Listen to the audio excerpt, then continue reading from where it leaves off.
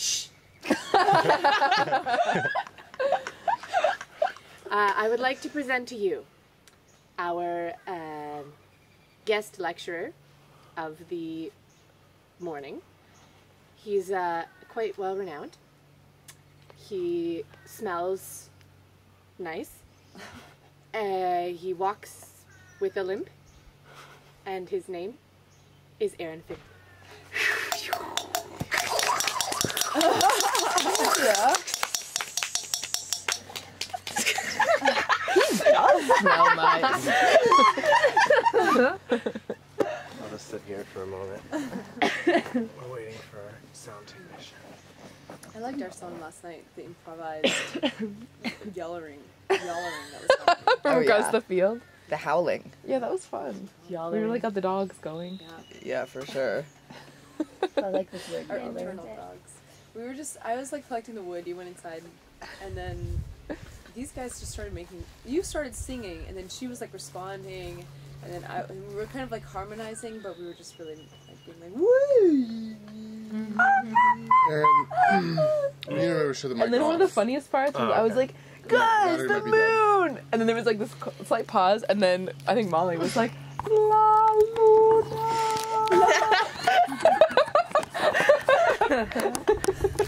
Yes, I did say that. So great. Or sing that, rather. I did sing that.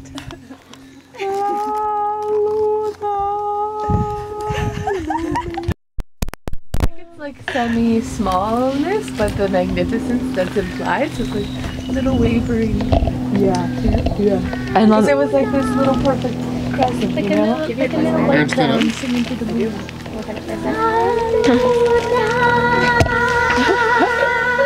And also, like on film, people will think we're like really tough because it looks like it's 90 degrees out.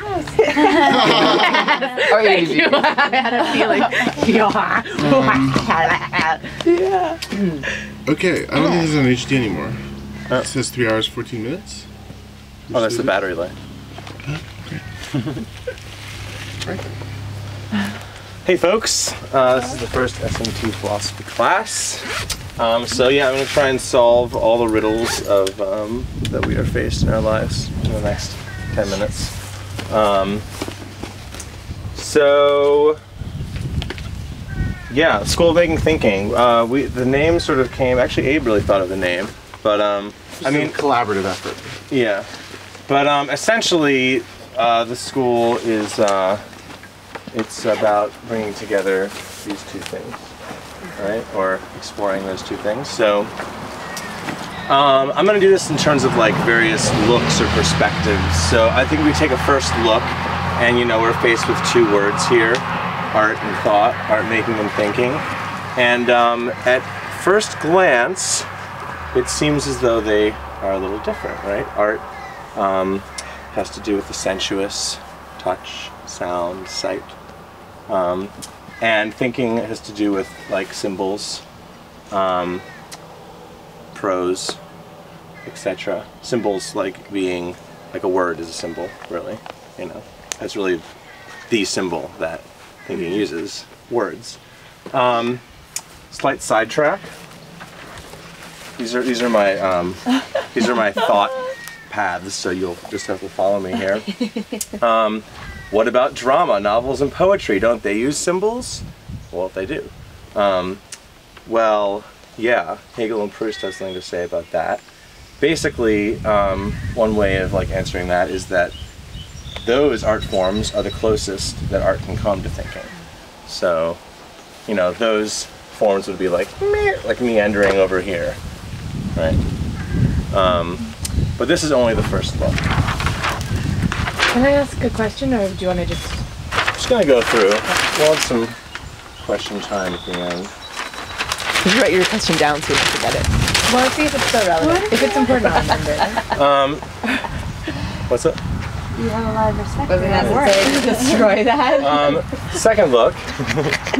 We're going from like tangible to like, oh no, sorry, like analog to digital. So Okay. like, you know, our documentation is being transferred in the moment. Wow. Right. Hopefully. Yes. Second look, if we take a step back, get a little more perspective, perhaps art making and thinking are closer than we thought. Aren't both creations, creative activities? We're making something, you know? Something's coming about. It's either a thought or it's a piece of art, you know? So if that's the case, do these things have the same beginning? I wonder. Dewey would posit that they do. They both come from what he calls emotionalized imagination or experience. These are very loaded words. I don't really understand them entirely. You have to read a lot of Dewey to understand them. But we can get a sort of a glimpse of what he might come to, you know, to mean by these. And I'll go into that a little bit later, actually. But even with this common ancestral beginning of both art making and thinking, have each diverged from this common beginning? How close together are thinking and artings, art making? Can art think? Can thinking art?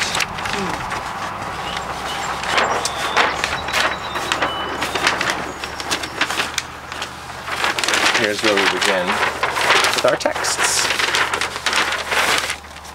So, Bell Hooks, one of the people in the thinking section, she speaks a lot about radical openness, and she says that that is what makes good critical thinking, is being like radically open to, you know, looking outside of the box about, you know, a whole host of issues, race, gender, etc.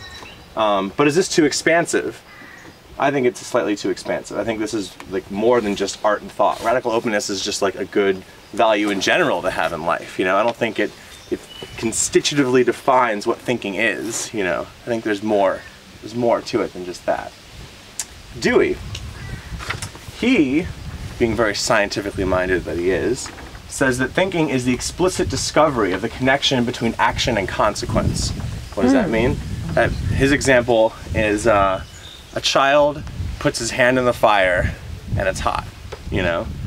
That's thinking. Like discovering that fire causes like this hot pain thing in my hand. A little too limited, I think, you know? I think there's kinds of thinking that don't involve this at all. Heidegger. What is thinking? What is that? Well, you answer that question through another question, you know, as philosophers tend to do. What calls on us to think? What is it that calls us to think? And basically Heidegger thinks that this path towards what is thinking has been diverted, and we have sort of gone astray for the past 2,500 years. And essentially learning to think is unlearning to think, because you have to unlearn what essentially 2,000 years of philosophical history has taught. And we might come back to that a little bit later as well. What calls on us to make art then? Is that a similar question? Is this different? Is it a different calling from what calls on us to think? Something to hold in there just a little while.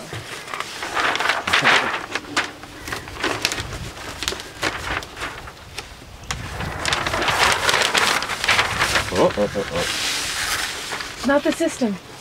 Yeah. So, now we have art making. There we are. And we have Born, is that his name? Born? Born.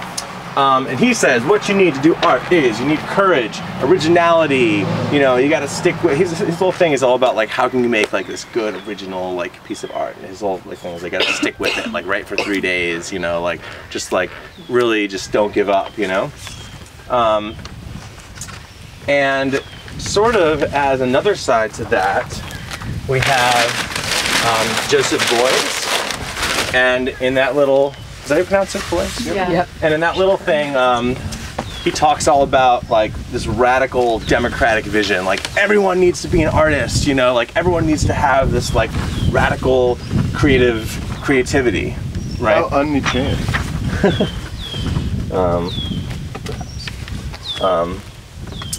But are not these qualities for thinking as well? I mean, I think these definitely are for good thinking. You need those as well. Stick with it.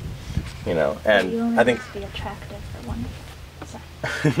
I think anyone can. I think that there's also the potential for a radical democratic message that everyone can be a thinker, and should be a thinker. And so there's this divergence here through Winnicott. I think is very interesting because Winnicott is democratic, and yet he uses this psychological lens, which I think is really interesting. Which we find a lot of resonance with Deleuze. There's this passage where he talks about how an artwork should be a clinic, and the world is full of like these symptoms, and the artist should like use these symptoms to create a clinic, like not therapy, but a clinic. He's very careful with his words. What's the difference? Therapy is wrapped in the whole psychoanalytical thing, which he's very against, and a clinic has, I think, sort of a more potential for a new kind of, you know, the therapy doesn't have to be psychology, you know, or Therapy is about curing someone, in a clinic it's about experimenting, maybe? yeah. Who's the patient and who's the clinician?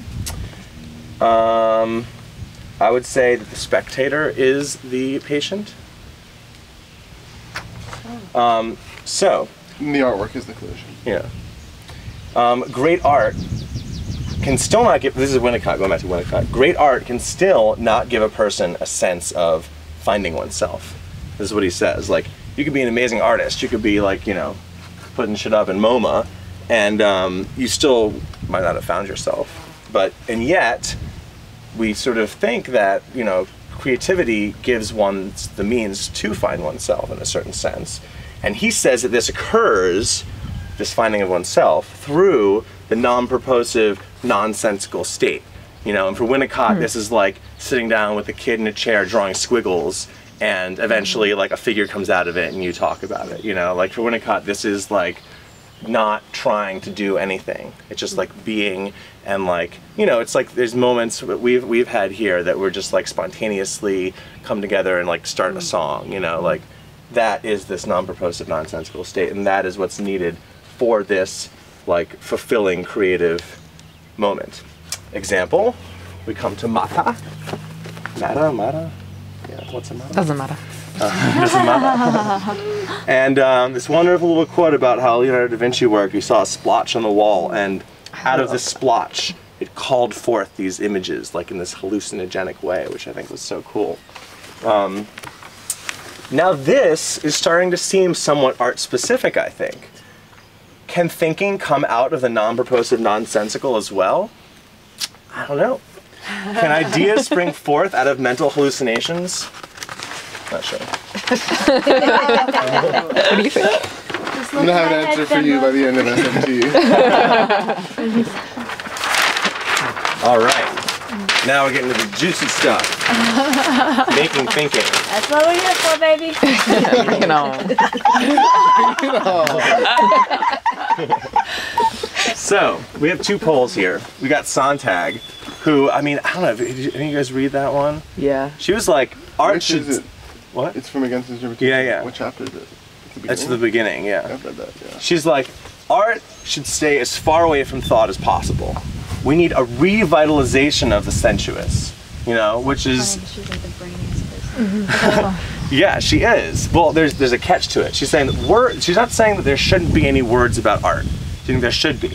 But words about art shouldn't say what art means. It shouldn't say like what, you know, it shouldn't tell us what the meaning of this artwork is. Rather, they should let art do what it does. They should try and like bring out the sensuous.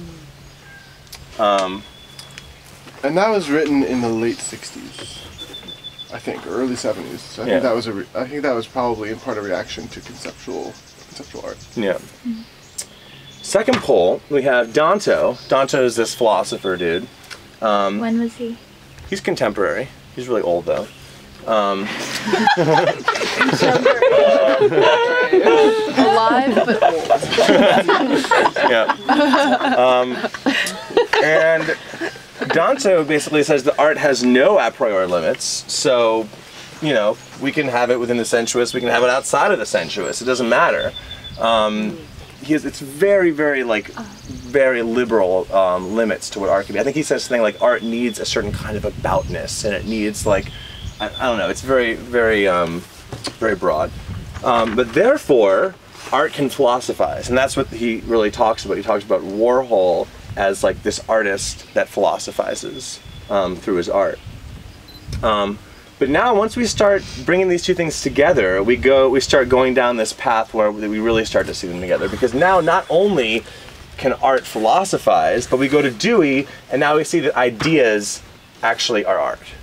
You know, that our thinkings actually are, like, cross over into the sensuous realm of artwork. Because, and this is in the later section of the Dewey that's in the handbook, ideas have felt qualities. He said that ideas have it's almost like they have odors.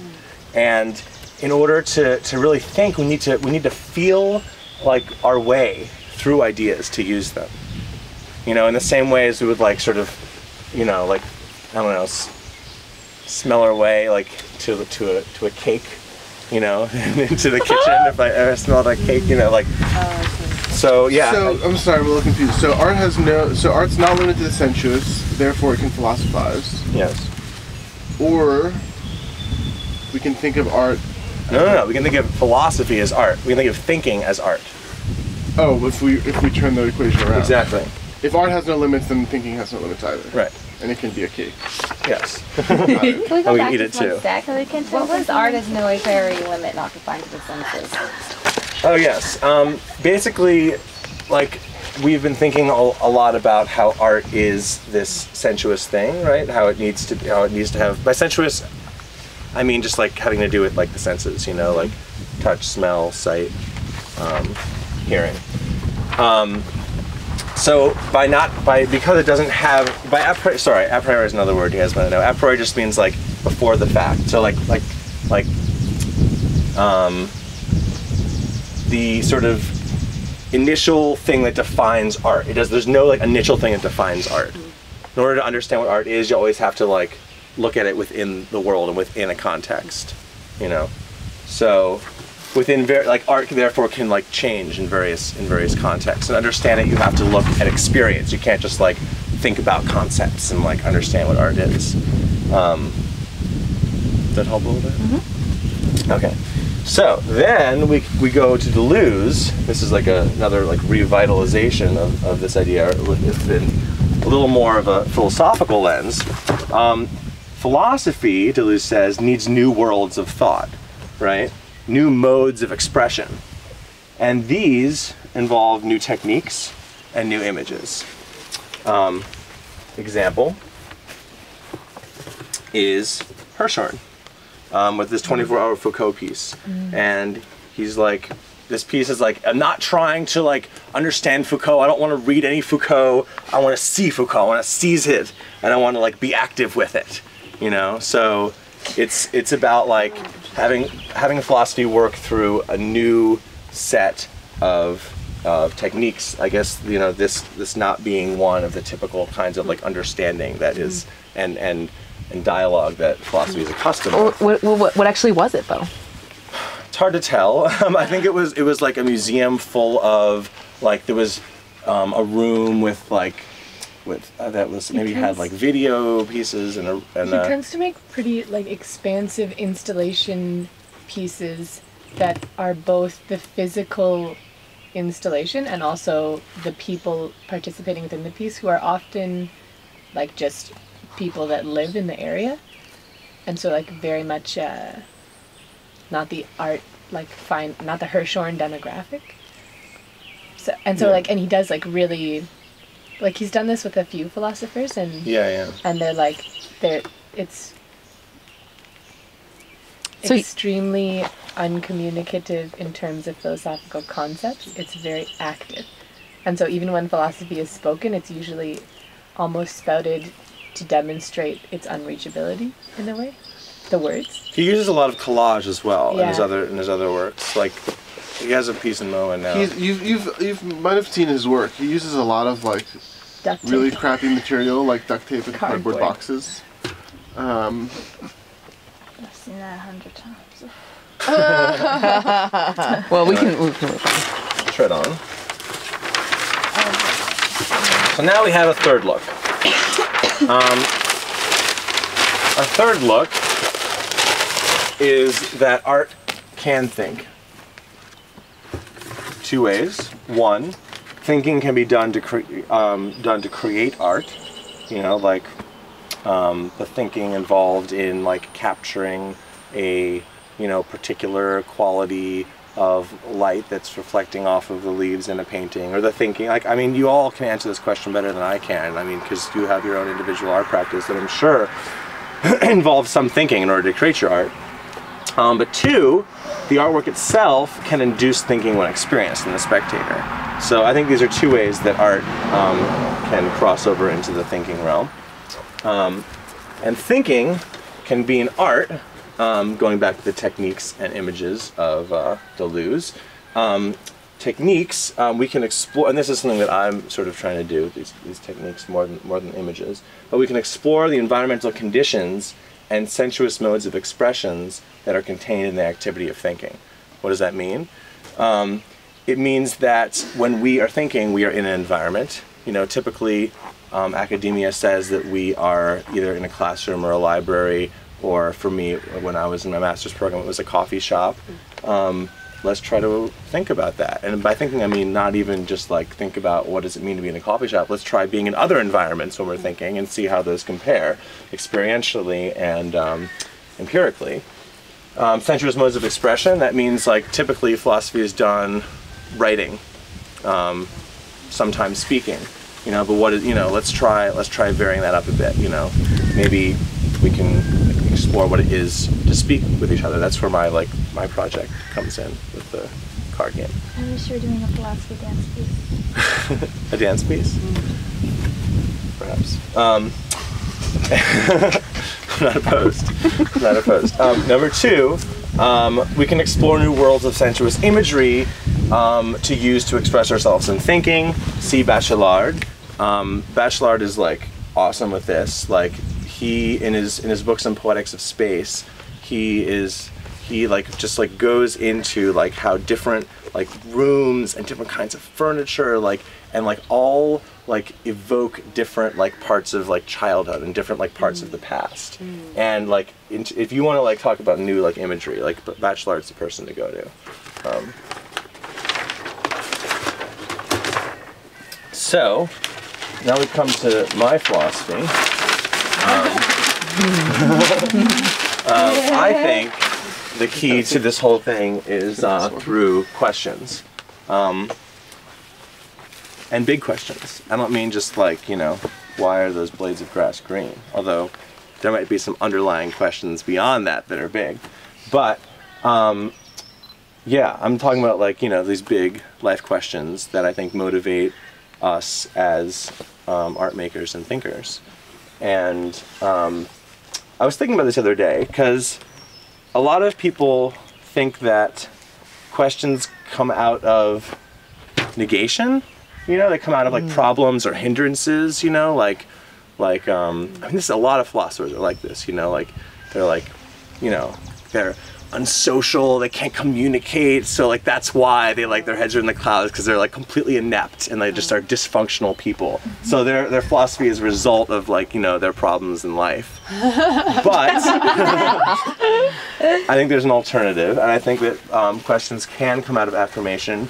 Like one of the most famous quotes of like Aristotle is like philosophy comes out of a state of wonder and awe, and I think that wonder and awe is an affirmative state, and it can produce questions that are, more vitalized, vibrant. And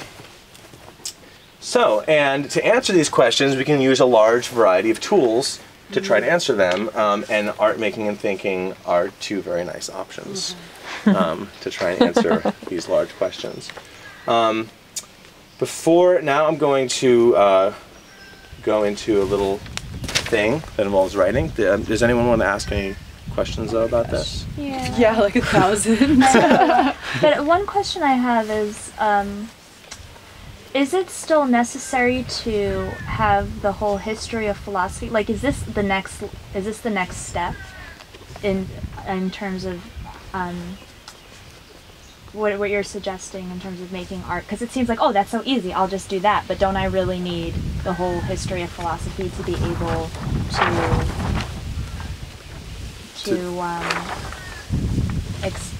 in order for my thinking to be a continuation of the thinking that has happened before?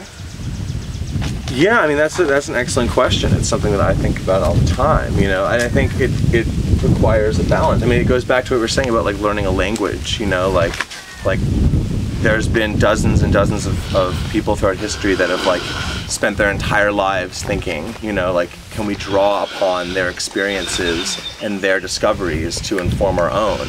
And that I think you can, and yet that also poses the problem that if you do draw upon that too much, then you can potentially lose the sense of originality that you could have by just getting. There's some doors that close in not questioning. Like if we as a society as a whole just went like, okay, that thinking's been done, we only move forward from there and never question this, then. Yeah. But your part of the conversation can be the questioning of that. I'm just wondering if like whatever you have to say to the conversation is maybe a little bit less relevant because it's only coming from your human experience as opposed to coming from building on a foundation that has already been built. I wouldn't say it's less relevant. I just think there's different like ways to talk to people, and one of those ways is through the language, the philosophical language built upon like history. And one could make the argument that like has a certain kind of subtlety to it, but I think there's also like an advantage to making new language. I think Deleuze speaks to this like completely. In the little text that we have, he says that like the history of philosophy should be more like a collage. Like people should just like try to do new ways of doing like the history of philosophy. So. I mean, there's something to say about the fact that like there has been, like people always criticize philosophy and say that like it hasn't like progressed at all in like 2,000 years, and yet like science has, So despite the fact that we have this incredible, this like very specific language for speaking philosophy, like has it really gone anywhere? Like maybe not, I felt like the things. Sort of, this is like along the lines of what you were talking about, but the readings that spoke to me the most were about like unlearning, were about like letting your senses and your personal experience be your guide. But so it's kind of an interesting meld because it's like you can base your own philosophy and your own art making. Probably the most original work that you will do will come out of a real like adherence to truth in your own experience. But I liked that reading philosophy reminded me of that. It's like getting you back in touch with the validity of your like senses and your thoughts. And so in a way it's like philosophy can be like a guide to like really like feeling like you can have conviction in your own truth, so you're making something original guided by the past. Yeah, and I also think there's a very clear choice that we made in calling this like the school of making thinking. It's not the school of making philosophizing. Thinking is different than philosophy. Oh, good point. Other questions? Can you give an example of an affirmative question? And a question coming out of affirmation? Yeah, I was thinking about some the other day. I was walking down the road and I was like looking up, and the trees were just like swaying in such a way that they had like a certain kind of like aliveness. And I didn't really explicitly ask the question, but I think like there was this budding question of like, what is it for a tree to be alive? Like, do I anthropomorphize this tree? I feel like when you got to this, it was cool because I feel like I had my interpretation of this experience, like 10 minutes before we got to like maybe 5 minutes before we got to this slide.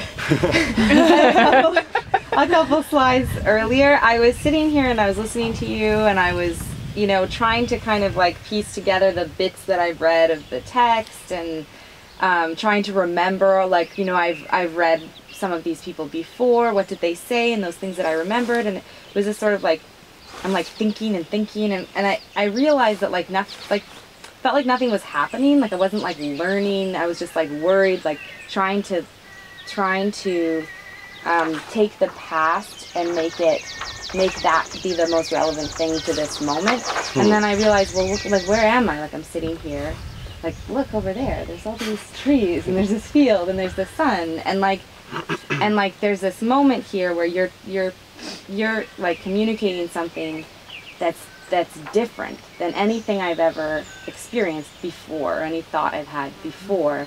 And if I could be like more open to that moment right now of the thought that's coming at me, and like with all my senses, then it seemed like that's going to move me forward. Like that seemed like an affirmative way to like to be questioning and to be learning. And so I kind of tried, like, I like let go of trying to think so much about all the other ideas that This is touching on something that I wanted to talk about that I didn't include here, which both the Heidegger and the Deleuze talk about this idea of like, what do you do with these people in the past that you have encountered, these thinkers, you know? And there's a lot of philosophy and people out there that are very critical of the past, and both Heidegger and Deleuze have very strongly have these ideas that you need, in order to like really criticize something, you have to admire it. And yeah, I think it's really, I really like gel with that thought, you know, like he talks about like all, basically like the way like Deleuze writes all of his books, he basically like takes a philosopher that he likes and just like completely like reshapes his entire philosophical system, like using like an entire new set of like ideas and words that are somewhat vaguely similar to this person in the past, and yet also like not, you know. Wait, he makes his system like be fully informed by the person, or he reinterprets their thought? He sort of like reinterprets their thought, like but not in a way that's like, I mean, he like makes it his own, you know. He'll take someone in the past and completely make that person their own because he like loves that person so much. And the only exception to that was Kant. He wrote a book about Kant, and he said like he had to do this because like he was like the highest instantiation of like everything that he hates, you know, like he just like does it like the best of any like other person, so he like had to like take that up, you know. Any other questions?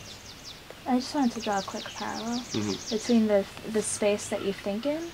As a person who likes art, I noticed that the different spaces in which I'm experiencing the art has everything to do with it, and I'm so into like, even just, I mean, museums, buildings. I feel like the shape of a building has everything to do with how the art inside of it is perceived. So it's just interesting to be that thinking and art both are really affected by their containers. Look at that big bird. Huh? It's the Whoa. Cute. Wow.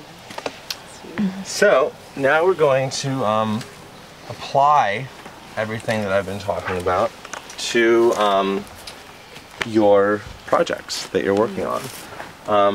So here's what's going to happen. I'm going to give you 2 sheets of paper. On the first sheet of paper, you'll use it just as like a drafting board to like write down your thoughts. And what we're going to try and do is, what I wrote here is, I would like us to try to conjure forth these questions into the realm of words. So basically I think that like every person's project that they have here, I think that, I mean, I like to believe that there are these big underlying questions behind it. Maybe you're not sure what those are. Maybe there's a bunch of them. But I would like us to try to sort of conjure forth at least one of those and try to put it into words. And so on the first sheet of paper, you'll just like draft it out and like think about it, and we'll do this quietly. And then the second sheet of paper, I'd like you just to write down just one question. And then we'll do something different after that. So I actually took already. Thank you. Cool. Oh, I need actually a few more. Oh, okay. I might need to go get some. Aaron, do you have pens? Yes, I do. No, because you need two. Oh yeah, you can. Oh yeah, start with one. I'll get you guys some We more. could also do this in our notebooks, right? Well, no. Well, you can draft in your notebooks, yes. But I would like. Do you want to draft in your notebook? Yeah, I'll just take one piece of paper. Okay. Thank you. I'll need one. And I have some writing services as well. You guys don't know. Just need one. Okay. Yeah, I just need one. What? I mean, I love the words you use, but I love this picture. So, And I need a pen. so Maybe this is my big what piece you of are paper that I've been writing on. proposing is a defining of the larger questions behind our work. Yes. Exactly. And larger questions, and then when you have the sheet of paper in front of you, the second sheet, just like choose one of those, or find the most important How one. much time do we have? 5-ish minutes. Right. Can I use that calculator? Yes. It's amazing. I thought of it. I thought you were going to calculate something. Yeah. Based on the amount of time we have. Time plus stress. String theory equals distance.